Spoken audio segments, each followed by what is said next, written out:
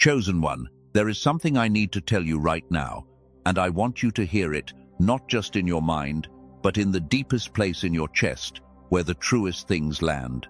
God did something for you, not something he has done for thousands before you, not something written in history books as a recurring pattern, not something folded into the general plan for all people of faith. He did something specific, something personal, and something that had never been done before in all of time. He moved differently because of you. And the reason he did it is more tender than you have ever allowed yourself to believe. You have been carrying something lately that has no clean name. It is not quite doubt and not quite confidence. It is the feeling of standing at the edge of something enormous, while the visible evidence has not yet caught up with what you know is true in your deepest knowing. You have prayed, you have waited. You have watched others seem to step into things they were made for, and you have wondered in the quiet hours whether God sees your specific situation the way you believe it deserves to be seen. Whether the details of your life, not just the general shape of it, but the exact texture of it, matter to him the way they matter to you. I want you to know today that they do, not in the general way that a sovereign watches over a kingdom. He watches over you, the way a father watches the window for the one child still not yet home. And what he did because of you is something I have been preparing to say in exactly the right way, at exactly the right moment, because moments like this one do not arrive by accident. They are arranged. They are scheduled in a realm that does not use calendars the way we do, but that has a precision we are only beginning to understand. Before I tell you what happened, I need you to know how this message found you. There are 5 signs that mark the person this word was sent to reach. This is not a general broadcast into the world. It is a specific transmission addressed to a specific soul. And the way you will know it is addressed to you is not by feeling good about it. It is by feeling recognized by it.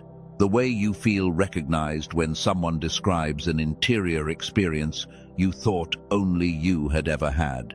The first sign is a sense of being set apart that has nothing to do with superiority. You do not feel better than others. You feel different from others in a way that is quieter and older than ego. Something that was present before you were old enough to name it. Something that has followed you through every season of your life, even when you tried to talk yourself out of it. Your path has always bent in directions that others around you did not seem to have to navigate. The obstacles on your road have been real and specific, and have required something from you that a more comfortable life would not have developed. You have known for a long time, even when you did not say it aloud, that you were made for something that ordinary language does not fully hold. The second sign is a season that does not have a name other people seem to understand. It is not depression. It is not confusion, though confusion has visited. It is something more like a sacred suspension, a held breath between what was and what is coming, a place between chapters where the new chapter has not yet begun, but the old one is clearly finished. You have been in this place longer than you expected when you first arrived, and the length of it has tested something in you that you did not know was available to be tested. It has tested your trust, not in the existence of God, but in his specific attention to your specific circumstances. That is a deeper and more delicate test than most people talk about. The third sign is a hunger for the actual presence of God that cannot be satisfied by information about God. You have sat in rooms filled with correct theology and walked away still thirsty, because what you are looking for is not a concept to hold in your mind, but a contact that changes something cellular in your body. You want the real encounter. You want the kind of visitation that leaves a person unable to fully explain what happened to them, only that they are not the same as they were before it came. And that hunger, rather than fading the longer it goes unsatisfied, has grown sharper with time, which is itself a sign that what you are hungry for is real and near. The fourth sign is a surrender that has not yet been publicly redeemed. You gave something up that cost you genuinely. Not a token offering, but a real sacrifice. One that people who did not witness the full weight of it cannot fully appreciate.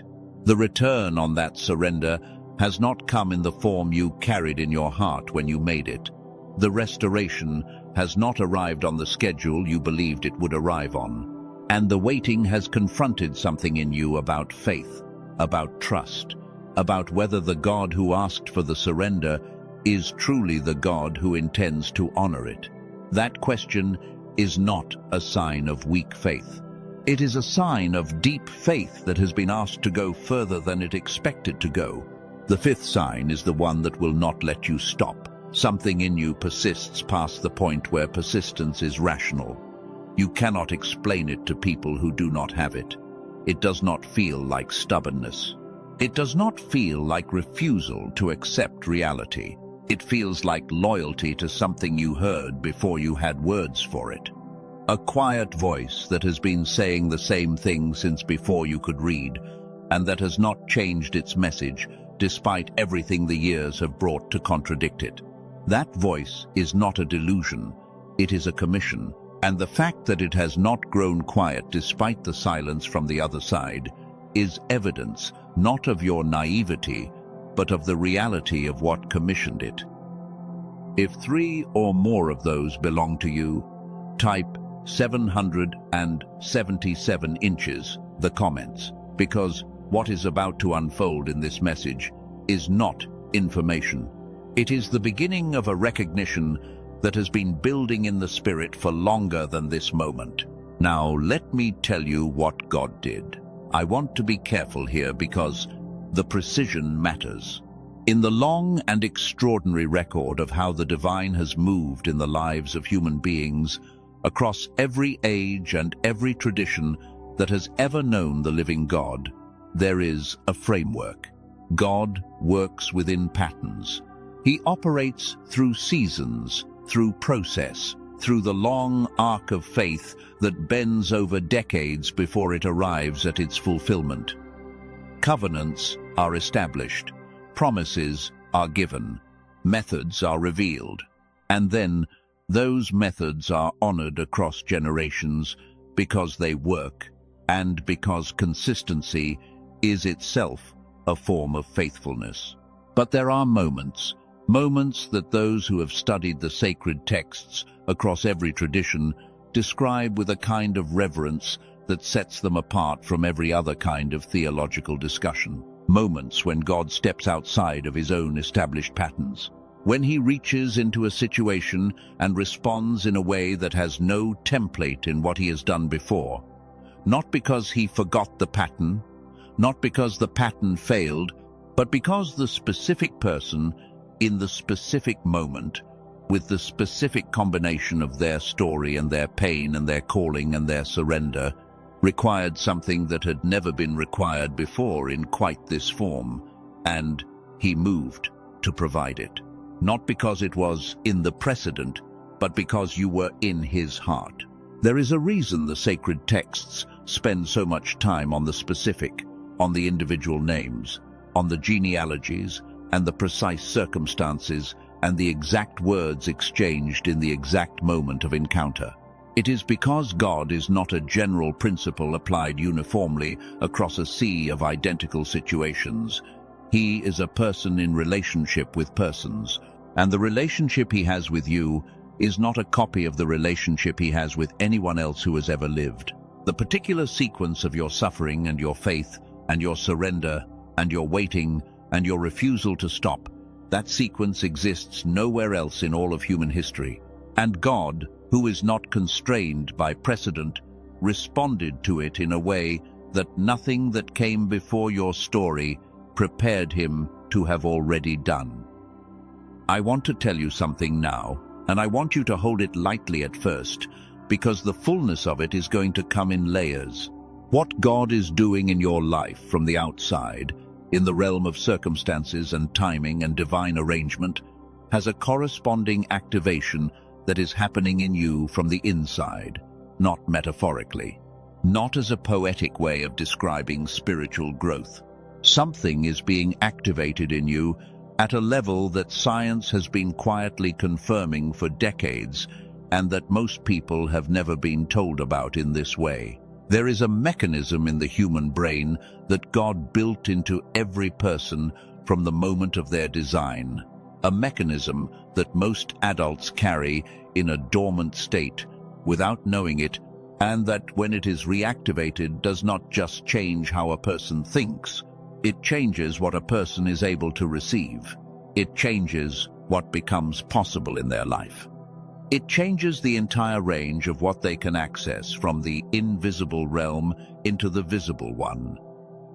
I am going to tell you more about this later, at the right moment, because the timing of when you hear it matters as much as the content of it.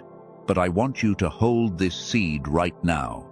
It connects directly to what God has done for you. And when the two pieces meet in this message, something in you is going to click into place in a way that feels less like learning and more like remembering. God is not finished with this message. There is a revelation coming in what follows that will shift the way you understand your own story from the inside. Not like receiving information from outside yourself, but like a memory returning from a place in you that has been waiting for permission to speak. What has happened in your life is not a series of delays or divine oversights. It is the most precise preparation ever arranged for someone whose moment is finally arriving. Here is what God did, not in broad strokes, but specifically. He looked at the exact architecture of your life, every piece of it, the combination of everything you have walked through and everything you have been formed into by the walking, and he saw that you had arrived at a threshold that no one else in all of time had arrived at in exactly this way. Not because your life is more dramatic than other lives, though it may be, but because every life is a singular construction, and yours, with every piece of it, every delay, and every closed door, and every sacrifice you made, and every time you stayed when the rational response was to leave, has created a human being who stands in a position that no other human being has ever occupied. When God looked at that position, at what was required to honor what he put in you, at what it would take to bring to completion what he began in you before you were born, he made a decision. And the decision required him to move in a way he had not moved before. Not a departure from his character, which never changes, but an expansion of his method, a new application of his faithfulness to a set of coordinates that had never existed before. The coordinates of your story, your specific pain, your specific calling, your specific moment in history, the particular gap in the world that only you were shaped to fill. I want to tell you about two men whose stories carry the shape of what God is doing in yours right now. Not because the details are identical, but because the pattern is the same and the God is the same. The first man was the most beloved of his father. He wore a coat that announced something about his future that the people around him were not yet ready to honor. His brothers, the people who shared his blood and his home, threw him into a pit and sold him to strangers who took him to a foreign land. He became a slave in a household where he did everything right and still ended up in prison through no fault of his own. He was falsely accused of something he did not do and imprisoned for years more, 13 years, from the pit to the palace. And during every one of those 13 years, from the outside, it looked exactly like abandonment. It looked like the promising beginning of a story that God had decided not to finish. But God was building something in Joseph that could only be built under that specific pressure. The administrative intelligence he would need to govern a kingdom under crisis was being formed. The capacity to hold enormous power without bitterness toward the people who had tried to destroy him was being constructed in the dark years of the pit and the prison. The ability to see divine pattern in what others experienced as only suffering was being developed through years of having no explanation for what was happening other than the quiet voice of faith. The particular inner architecture that would allow him to say to his brothers that what they intended for harm had been repurposed for something larger than any of them could have imagined. That inner architecture had no other school in all the world except the one God had enrolled him in. The 13 years were not a detour from the purpose. They were the direct path to it, the only path to it. When the moment arrived, God moved with a speed and scale that had no precedent in the way Joseph had moved through every year before it. He was in prison in the morning. By the afternoon, he was governing Egypt. Not a gradual rehabilitation, not a slow increase in visibility and responsibility, an immediate and total elevation to the exact position his preparation had equipped him to hold without being crushed by the weight of it. The completeness of the preparation was what made the swiftness of the provision possible. God did not need to ease Joseph into it because the preparation had been thorough enough to make a total arrival possible. And the same principle is at work in your story. The length and the weight of what you have been through is not evidence that God has been absent. It is evidence that what he is preparing to release to you requires the person you have become, not the person you were before the preparation began. The second man I want you to sit with for a moment was standing in a desert in front of something that should not have been possible, a bush that was fully on fire and not being consumed. Moses was 80 years old. He had spent the first 40 years of his life in a palace and the second 40 years in a desert. The second 40 having begun the morning, he fled from a failure that seemed to have permanently disqualified him from any meaningful role. He was tending the sheep of another man. He had no public standing, no visible influence, no platform from which to do the thing he had been born to do. By any human calculation, his moment had passed before it ever fully arrived. And the God who had put the calling in him was fully aware of what the human calculation said. God spoke to him from a burning bush. That specific form of divine address, fire that burns without consuming, had not appeared before in the recorded history of how God communicated his purposes to human beings. God was not following an established template. He was designing a new form of encounter specifically for Moses, because Moses, in that moment, required something that could not be argued with.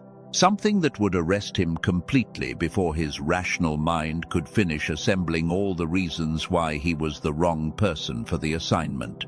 The bush had to be impossible because Moses needed something impossible enough to override the very persuasive case his history made against his own eligibility. God met him in exactly the form Moses needed, in a form that had never been needed before, and therefore in a form that had never existed before. Your burning bush is coming, not in the same form as Moses received it, because you are not Moses. Your encounter will be shaped for the exact state you are in right now, for the exact combination of faith and exhaustion and surrendered ambition and unextinguished calling that lives in you at this moment in your story. I want you to understand something about timing. God does not release his unprecedented provisions early. He does not release them to earlier versions of the people who are going to receive them. Not because he is withholding out of reluctance, but because certain realities, when received by an unprepared person, are not blessings. They are weights that crush. The preparation is not the obstacle to the provision. The preparation is the only reason the provision does not destroy the person receiving it. You have been in your formation season. Every element of what you have walked through has been forming something in you that is specifically suited to what is coming toward you. The patience has been forming authority. The obscurity has been forming depth. The disappointment has been forming the kind of faith that does not require evidence to sustain itself. The waiting has been forming the character of someone who can hold what God is about to release to them without losing themselves in it.